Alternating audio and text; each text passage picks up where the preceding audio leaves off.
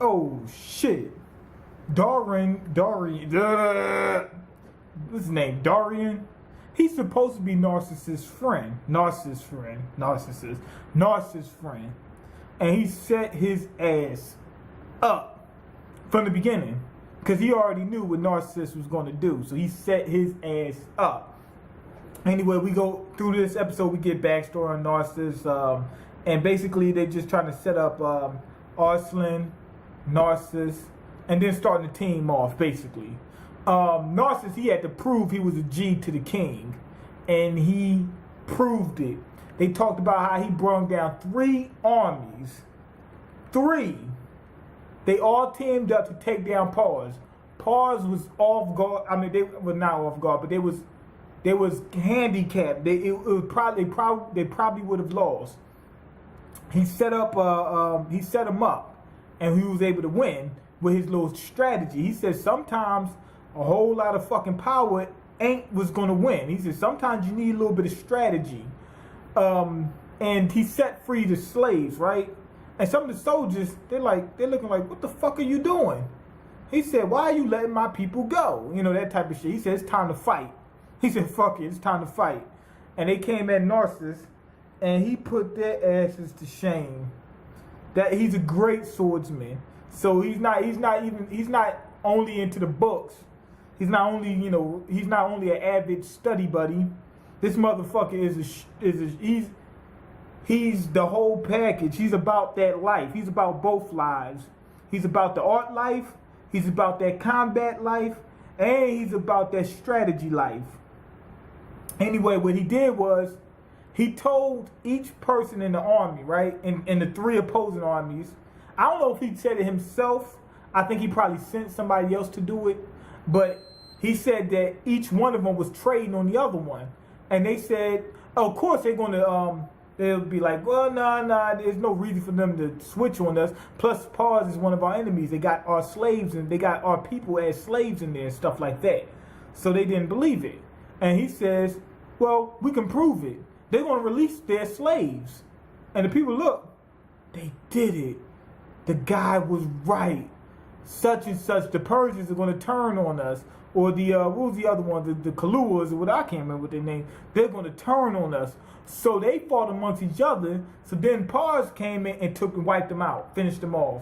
He said one good lie is better than than 1,000 soldiers.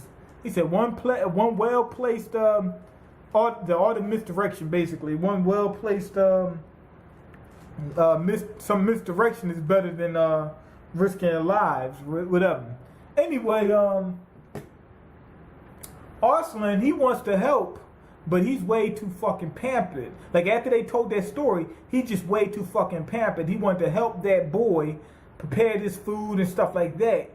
He's dropping plates. Let me help. Oh, shit, I never held plates before. That type of shit. He's been too pampered. He never had to do shit in his life. The only thing he had to do was train. And he didn't even do that well. Like he said later on, he said, man, I was bitching about that. He said all I had to do was train, and I bitched about that. He couldn't even hold the fucking plates. And he told the boy, he said, I could never do what you do. I hate when people do that. And you know what I'm talking about. When, let's say you're doing something, and somebody looks and say, I could never do that.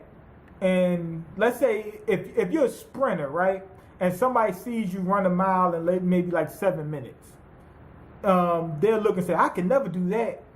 And then if they have a prosthetic leg or something like that, well, even if they have that, well, let's say they're in a wheelchair, something like that, then okay, I can understand it.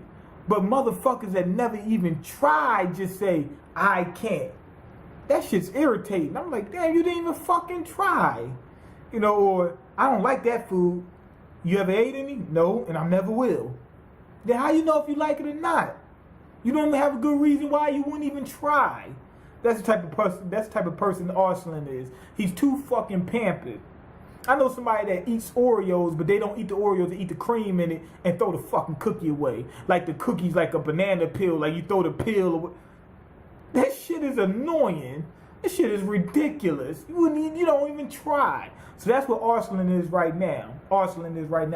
Anyway, Dorian, he fucked up and he brought that scary shit over to Narcissus. All them fucking soldiers came to him, right?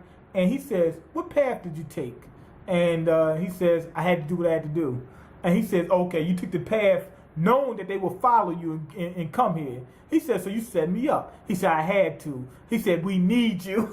He said, we need you bad. He said, I couldn't risk you saying no. He said, I'm pretty sure you would say no. So I brought the scary shit over here. Anyway, he had to talk with the guys, and basically, he didn't say it explicitly, but he implicitly implied, yo, I got the people here, and we getting ready to take it to your punk asses. Basically, that's what he really did say that just in so many words. And when the soldiers came in, and then dropped them in the little hole like he was fucking Mr. Burns or something like that, dropped them in a little hole. They tried to get out. He tossed a plate on them and fucked them up, whatever, dropped them. Now, anyway, one good thing is we already see what Narcissus is, right? This dude is he's a strategist. He's smart. He's wise. He's all the above. They came to that one person, to solve a big situation that involves hundreds of thousands of people. So when you can think your way through shit, that's very valuable. That tells you where he's at. This person is such a smart strategist that they will bet everything on just him. They wouldn't get 100,000 people. They would just say, we need him. Just like that. So that they set up Narcissus. I like him. And they also did a little bit with the boy. The boy told Arslan. Arslan was wondering, should slaves be set free? He says, I'll let you figure that out. What he was trying to say is, what the fuck you think? But, basically let people discover. If they don't discover it on their own, they won't be able to empathize. He'll have the answer. He's like, maybe they should be set free. But until he experiences it himself, he won't know. So that's what the boy was saying. So the boy's got a little wisdom with him from being around Narcissus. And he used to be a slave, but Narcissus, I think bought him or some shit like that. He wound up being in Narcissus' care, and he let him free. But he said, "I want to stay with you." That's the type of person Narcissus is. Now, anyway, here's where the king gets developed, or the soon-to-be king, Arslan.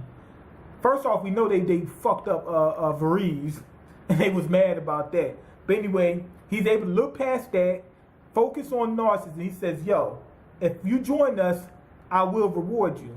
Now, here's where he's developed. The guy says, but what, gold? He says, nah, I don't think you're that type of person. So he already starting to figure out how people think and how to, work with people. And he says, okay, so it's fame or some shit like that. He's like, nah, you don't want that. He said, I'll let you be the court painter. He knows that that's Narcissus' passion, and he uses that to get his way. So he's already developing. It's like, okay, this boy knows how to deal with people. He's starting to learn how to deal with people. He said, I'm gonna give you something of value to you. I know gold is valuable to me, but I'm gonna give what's valuable to you. I'm gonna give this episode 5 out of 5. Wasn't a whole lot to go along with it, but it was deep how they developed Narcissus, how they developed Arslan a little bit, how they gave some back, story into the little kid. And throughout this whole thing, when they're doing all that, they're basically setting up each person's ideology and testing it and letting us see, play with that. But anyway, go ahead and give your, leave a comment, like the video, and subscribe, because I can't eat. I'm broke, nigga, I'm broke, and you got the power to change that. Peace.